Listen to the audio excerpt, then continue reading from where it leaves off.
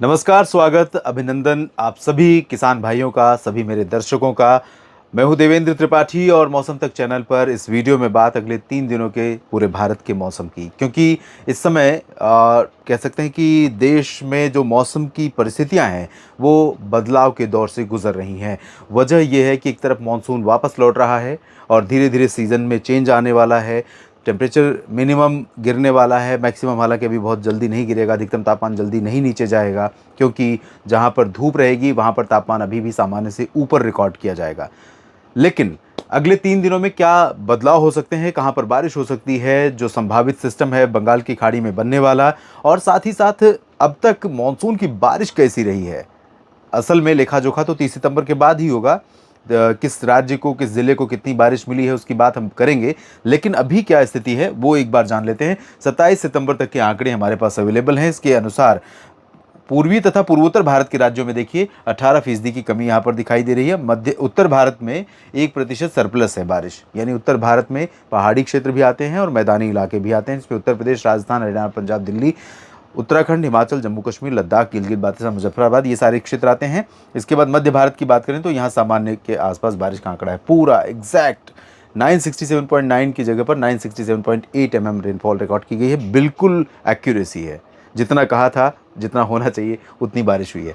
लेकिन अनुभव आपके अलग हैं, क्योंकि लंबे समय तक सूखा, लंबे समय तक बारिश, या फिर कहीं पर बहुत भारी बारिश, कहीं पर बहुत सूखा, तो इस वजह से आंकड़ों में ये जो डिस्पैरिटी है या ये कह सकते हैं असंतुलन है, ये आंकड़ों और एक्चुअल बारिश में या आपके एक्सपीरियंस में वो आमतौर पर देखने को मिलती है। दक्षिण भारत के भागों की तरफ अगर देखें तो 9% की कमी है और पूरे भारत में 6% की कमी रह गई है। 857.5 मिलीमीटर की जगह पर 808 मिलीमीटर वर्षा रिकॉर्ड की गई है। पूरे मानसून सीजन में 880 मिलीमीटर वर्षा होती है। अब मुझे नहीं लगता है कि जो लगभग 70 मिलीमीटर का बारिश का आंकड़ा है वो 3 दिनों में कवर हो पाएगा। आज 28 है, 29, 30, 3 दिन बचे हुए हैं। 3 दिनों में इतनी बारिश तो होने वाली नहीं है। बारिश बढ़ रही है कुछ जगहों पर, लेकिन कहाँ पर बढ़ रही है आइए जानते हैं। यहाँ पर आप देखें तो पश्चिमी घाट पर व्यापक वर्षा होने की संभावना है। बंगाल की खाड़ी में सक्रिय सिस्टम बन रहा है। अगले 24 घंटों के बाद यहाँ पर एक सर्कुलेशन बन सकता है जो जल्दी ही लो प्रेशर बनेगा, उत्तरी दिशा में आगे बढ़ेगा और इसके आगे बढ़ने के कारण भारत के क्षेत्रों में बारिश बढ़ेगी। इस बीच आज भी कई जगहों पर वर्षा होने की संभावना है, जिसमें रत्नागिरी के नीचे, मुंबई के नीचे अगर देखें तो रत्नागिरी से लेकर के त्रिवेंद्रम के बीच में बहुत व्यापक बारिश यहाँ पर हो सकती है। तटीय कर्नाटक में और साथ ही साथ केरल, लक्षद्वीप में यहाँ कई जगहों पर व्यापक बारिश हो सकती है। महाराष्ट्र में, मध्य महाराष्ट्र और उत्तरी कोंकण गोवा, जिसमें मुंबई भी शामिल है, अलीबाग शामिल है, इन भागों में कई जगहों पर वर्षा हो सकती है। नासिक और अहमदनगर, पुणे से लेकर सतारा के बीच में व्यापक वर्षा की संभावना यहाँ पर नजर आ रही है। नंदुरबार, धुले, जलगांव, ये जो उत्तर का रीजन है मध्य महाराष्ट्र का, यहाँ पर चांसेस कम रहेंगे। संभाजी नगर, मराठवाड़ा में भी कम बारिश होगी, लेकिन बीड़, जालना, हिंगोली में अच्छी बारिश होगी।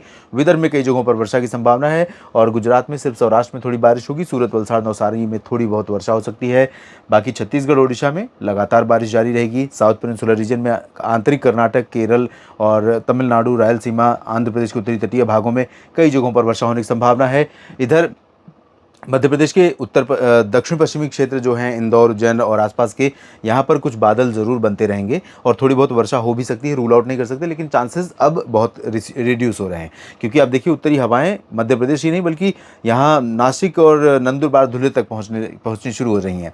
इस बीच यहाँ छत्तीसगढ़, उड़ीसा के साथ साथ झारखंड और पश्चिम बंगाल और दक्षिण पूर्वी उत्तर प्रदेश, इन भागों में कई जगहों पर आज बारिश होने की संभावना है। इंटेंसिटी अलग अलग रहेगी, हालांकि हल्की से मध्यम बारिश कई जगहों पर देखने को मिलेगी। बाकी पूर्वोत्तर में बारिश होगी। उत्तर भारत में हवाएं लगातार प्रभावशाली हो रही हैं उत्तर पश्चिमी दिशा की। सुबह और शाम का मौसम ठंडा और प्लेजेंट, बहुत ही आसमान साफ, चांद एकदम साफ दिखाई देगा, जहां पर उत्तर पश्चिमी दिशा की शुष्क हवाएं चलेंगी। दिल्ली, एनसीआर से लेकर पश्चिमी उत्तर प्रदेश और राजस्थान के कुछ भागों में, पंजाब, हरियाणा में, उत्तर भारत के पहाड़ों पर। लेकिन दिन में मौसम बेहद गर्म रहेगा, क्योंकि चांद दिखेगा साफ तो धूप भी तो साफ दिखेगा। धूप साफ दिखेगा, इसका मतलब है कि टेम्परेचर बढ़ना है।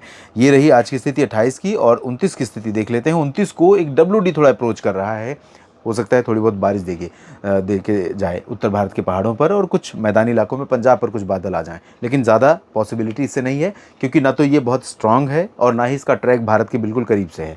तो इस वजह से बहुत ज़्यादा इससे उम्मीदें नहीं हैं गिलगित बाल्टिस्तान मुजफ्फराबाद में और जम्मू कश्मीर के श्रीनगर समेत घाटी में कुछ जगहों पर वर्षा होने की संभावनाएं यहाँ पर हो सकती हैं। बाकी लद्दाख में, हिमाचल, उत्तराखंड, पंजाब, हरियाणा, चंडीगढ़, दिल्ली, उत्तर प्रदेश के पश्चिमी भाग, राजस्थान, गुजरात के अधिकांश इलाकों में ड्राई वेदर रहेगा और हो सकता है 29-30 को यहाँ पर इस पूरे रीजन से मानसून की लाइन वापस आ जाए, जो अभी जोधपुर और बाड़मेर पर बनी हुई है आज, और जल्दी ही ये लाइन आगे तक ड्रॉ कर दी जा सकती है। सौराष्ट्र में थोड़ी बहुत वर्षा होगी, बाकी गुजरात में नीट एंड क्लीन वेदर रहेगा। सूरत, वलसाड़, नवसारी में थोड़ी बहुत बूंदाबांदी की संभावना रहेगी और महाराष्ट्र में बारिश धीरे धीरे नीचे खिसक रही है, उत्तरी दिशा की हवाएं उसको आगे धकेल रही हैं। मुंबई, नासिक, पुणे और सांगली, सतारा, कोल्हापुर, सोलापुर, बीड, जालना, हिंगोली, नागपुर, वर्धा, यवतमाल, अकोला और आसपास के जो भंडारा गोंदिया रीजन है, इन भागों में कई जगहों पर वर्षा हो सकती है। बाकी गोवा और रत्नागिरी से लेकर तटीय कर्नाटक और केरल तक भारी बारिश की उम्मीदें हैं। लक्षद्वीप में कई जगहों पर व्यापक वर्षा हो सकती है।